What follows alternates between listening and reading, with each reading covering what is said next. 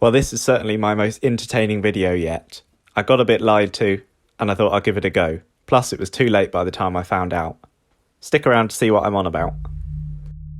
Now, I do have to be honest with you. I've been through this puddle before, but last time, it was a few months ago, and there was basically no water spreading up. Definitely not what happened this time. It's a great laugh though, I hope you'll enjoy.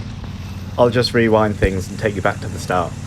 Now, up until this point, I couldn't quite see what all the fuss was about, but as soon I was about to regret, and then it was too late. I think this was the exact moment I regretted it. You can see the water comes up to my handlebars, and then for some reason I decided faster was a good idea.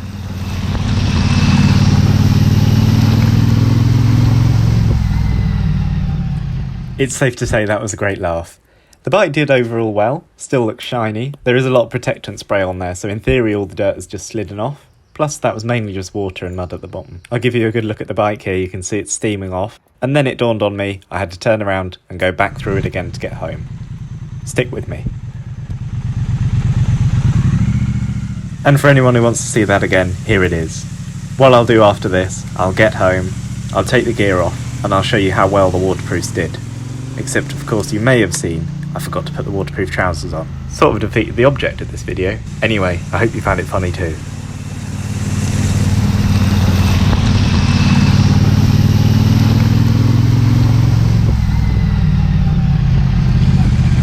So we're back home now. That only took me a few minutes. I've just finished wringing out my socks and emptying my boots of water. I'd say there was a good half a cup of water in those boots. In normal use, I found those boots brilliant at being waterproof. Again, as I said, there's a little view inside. That insole is practically full of water. They normally do a great job in the rain, but anytime water gets in them, it's a massive pain and it takes a day or two to get all the water out of there. Moving on to my wax jacket, the surface of the jacket is lovely and dry, but overall I'd say there is a damp feeling. You can see some water still sat on the back of the jacket. I've had this for 5 years and I re-waxed it the other day.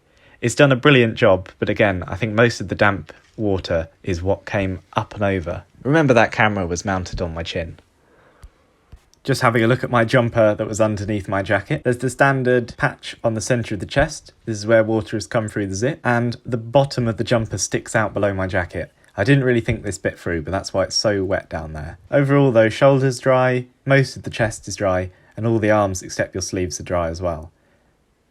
If I had to do a whole day in this jacket, and that was what was left at the end, I'd overall feel happy. And when I go on camping trips, I normally take 2 jumpers anyway, just in case a little bit of water gets in. But of course, if you watch my proper video, what motorbike gear is like in the rain normally, well, it won't be called that. I'll come up with something more catchy. But if you see my normal use of rainwear on a motorbike, you see that this isn't normally a problem. We'll move on to the gloves. Gloves feel lovely and dry, and on the inside, I would say mainly sweaty, not really wet. And again, yeah, boots, they'll need some time to dry out. Now, the real reason I was out filming this video is because when I woke up, the outside of my window looked like this.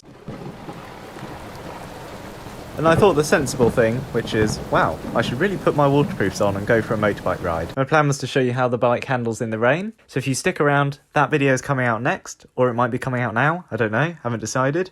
If it's coming out now, there'll be a card in the top right. Anyway, if you'd like to see what it's like with waterproofs, and the waterproofs I use, I totally recommend them.